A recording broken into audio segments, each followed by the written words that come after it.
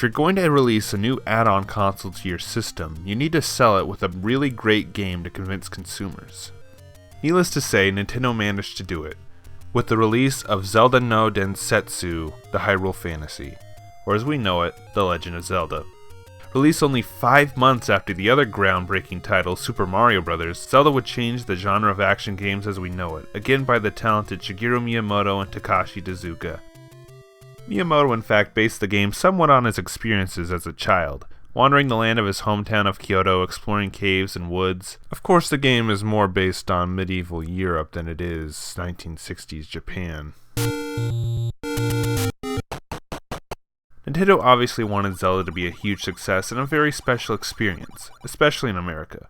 While you needed a Famicom disk system to actually play Zelda in Japan, cartridge space in America allowed Nintendo of America to put the entire game in cartridge form. Japan will get the cartridge in 1994, the last year of Famicom and NES releases.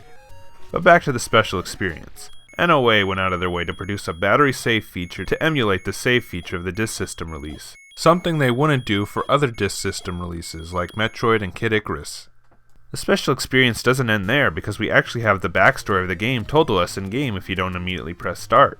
Many years ago, Prince Darkness Ganon stole one of the Triforce with power. Princess Zelda had one of the Triforce with wisdom. She divided it into 8 units to hide it from Ganon before she was captured. Go find that 8 units, Link, to save her. Pretty epic tale. Okay, the translation in this game isn't pretty, but luckily that's where the game manual comes in, giving hints and story told throughout these illustrations that are actually very impressive. Transliterating from the mess before, in the small kingdom of Hyrule, an evil king under the name Ganon is taking control of the Triforce of Power, a trilogy of artifacts known for their awesome power, and conquered the kingdom, with the next Triforce he's after being the Triforce of Wisdom. Princess Zelda, the Princess of Hyrule, knowing Ganon's rule was adamant, split the pieces into fragments and scattered them in dungeons around the land.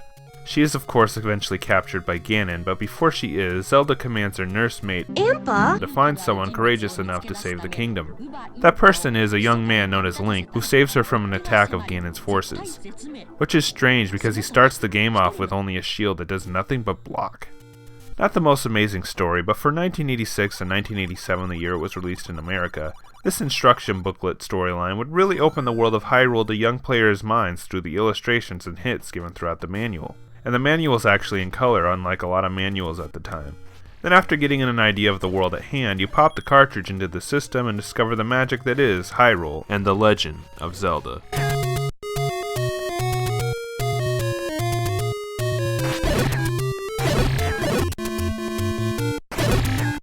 Miyamoto described The Legend of Zelda as a miniature garden that you can put in your drawer, and that's the perfect description I can give to Zelda.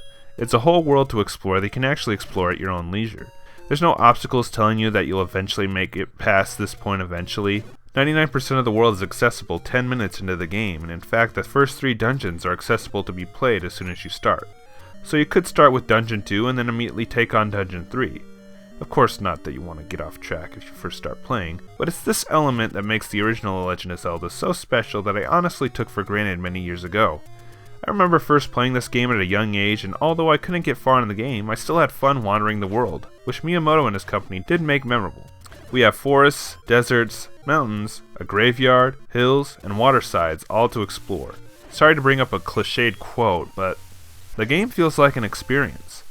One complaint nowadays I hear is that The Legend of Zelda lacks a map. Well, not that it doesn't have a map, but the map it does have is this gray square box that just points out how far you are to the edge of the screen. Obviously in 1986, making an easy accessible in-game map was probably out of the question. But really, I don't need a map. I can get through this game fine because every screen is unique. Just play the game for a while and you can pretty much map everything down in your mind easily. Plus, discovering locations on your own can be engaging, almost like an 8-bit version of an Elder Scrolls game. And really, The Legend of Zelda's map isn't that complicated, mostly containing caves and dungeons you need to explore, but more on them later.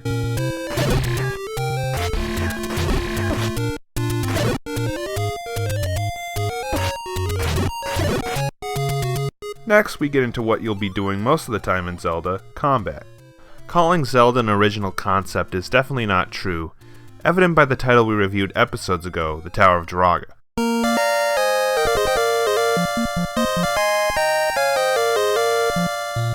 Draga is very similar in style to Zelda, the overhead view, the dungeon crawling, and the ability to pick up items along the journey. Another game that Zelda also resembles is a Japanese PC game called Highlight, released in 1984. Again, an overhead view, but this time traveling in more areas than a tower, with fields and castles. But what does Zelda do better than both those titles? Easy. Action-based combat. Draga and Highlight's easiest problem to anyone who hasn't played those titles before but have played Zelda, know that you actually don't attack through button-based combat, but by running into the enemy in an attack stance. In Zelda, however, if you want to attack an enemy, press A and blam, the enemy's dead.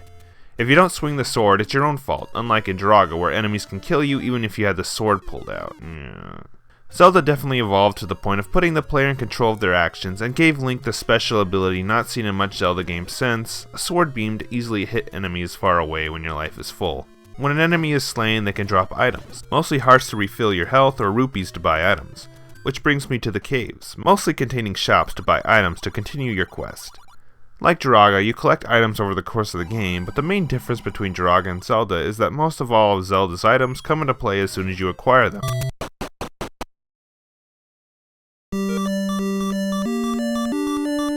Most of them found in the dungeons containing the Shard of Triforce. Dungeons contain some of the hardest enemies in the game, and dungeons in this game are really an endurance round more than the puzzle solving found in the later games. Although the game does implement some use of your brain, albeit small, in a room you can't exit, push the square. The goal in the dungeons is simply collect the special items, sometimes two, then defeat the boss to obtain the Triforce.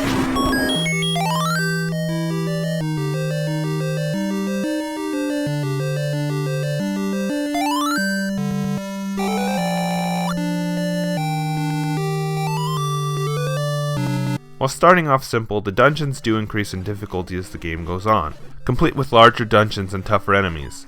Thankfully, hidden in the dungeons are the maps and compasses telling you where every square in the dungeon is, as well as the location of the Triforce.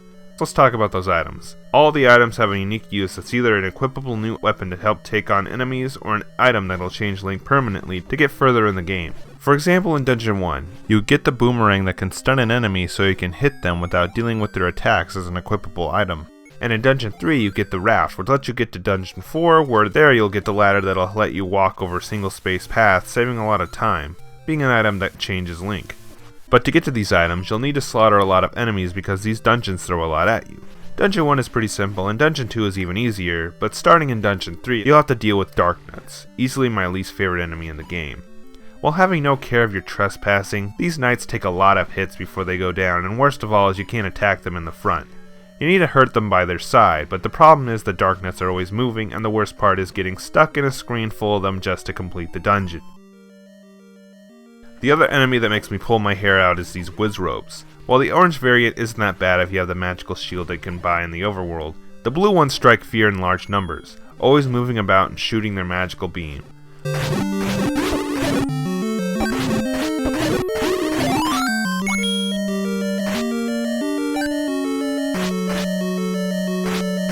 Even though the enemies can be a pain, the bosses, however, range from a reasonable challenge to an absolute joke. Take the Goma boss from level 6, need I remind you, level 6. I'm sorry, I blinked. The boss is dead? One more positive thing I have to say about the dungeons is that they contain bombable walls that can either be a shortcut or the only way to a certain room. This is really helpful since all the dungeons share the same key design so they can be stockpiled for later use in future dungeons. A dungeon like Dungeon 2 will make sure you'll never have to worry about keys again.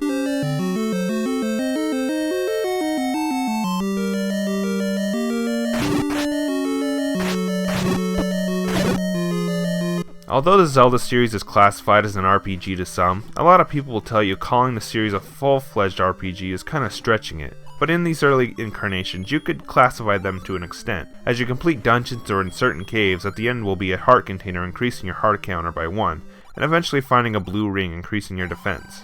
But after getting enough heart containers, you can upgrade your sword to the white sword, and the Master Sword, Magical Sword, to increase your attack. The only problem is, where do you find the Magical Sword? Well, okay, so while Zelda is a very good game, there is definitely one element that has not aged well at all. A lot of this game is hidden, and is very cryptic. To find the Magical Sword, you need to go to the graveyard and push a certain grave.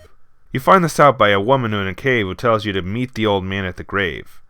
But to get to the graveyard, you need to go through the Lost Woods, which requires you to go through a certain pattern to solve the maze, which I'm pretty sure isn't even told you at all in the game. Grinding for cash a little too tiring? Well, just find one of the many hidden caves and bushes that you can blow up with bombs that are dropped uncommonly by enemies for the former, or burnable with the candle you can purchase at a shop that only has one use per screen for the latter.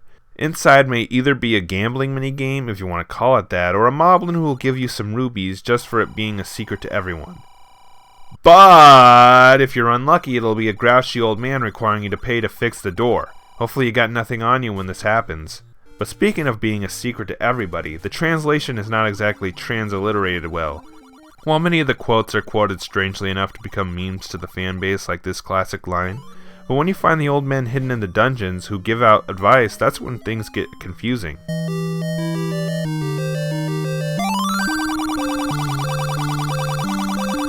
Eastmost Peninsula is the secret? Did Dongo dislike smoke? Secret power is said to be in the arrow? Yeah, real helpful advice. Take that, old man!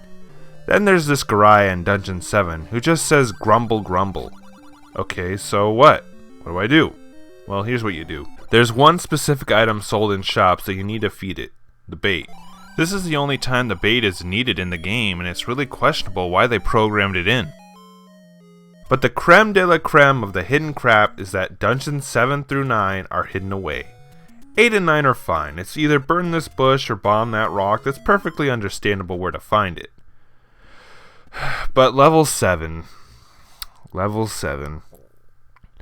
At this dead end of a pool of water with a moblin in it, use the recorder obtained in level 5, which at this point was used for taking down the dig dogger and transportation to drain the water, revealing the dungeon entrance.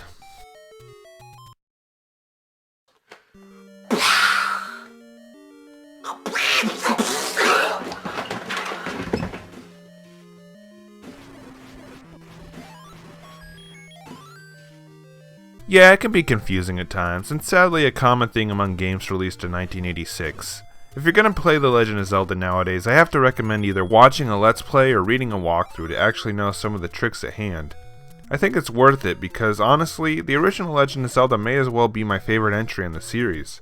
It being the most non-linear, well, up until the release of Breath of the Wild, is what really makes it stand out the most to me.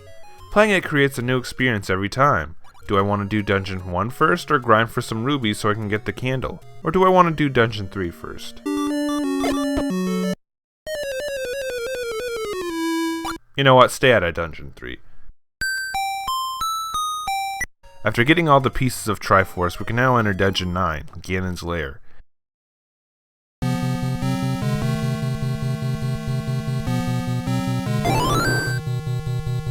Ganon for some reason armed himself with many of the creatures guarding the Triforce pieces in previous dungeons. So are these his minions? If so, then why are they set in dungeons to guard the Triforce piece? Oh well, it doesn't really matter, but what does matter is that Ganon's lair is huge, and it's most definitely recommended to use some sort of guide to help you get through it. Because not only do you need to actually find Ganon, you need 2 additional items found in the dungeon, the silver arrows and the red ring. The red ring is the final defense upgrade for Link, which in my opinion is a little too late for a stat upgrade. And finally the silver arrows, which are mandatory for defeating Ganon. If you don't got them, you can't win! One positive thing about the game, going back to the manual and how it hyped up the world, was how it kept Ganon's appearance a secret, only describing him as real mean, leaving player interpretation up to who this Ganon or Ganon really is. But you finally get to him, and he's a giant pig beast.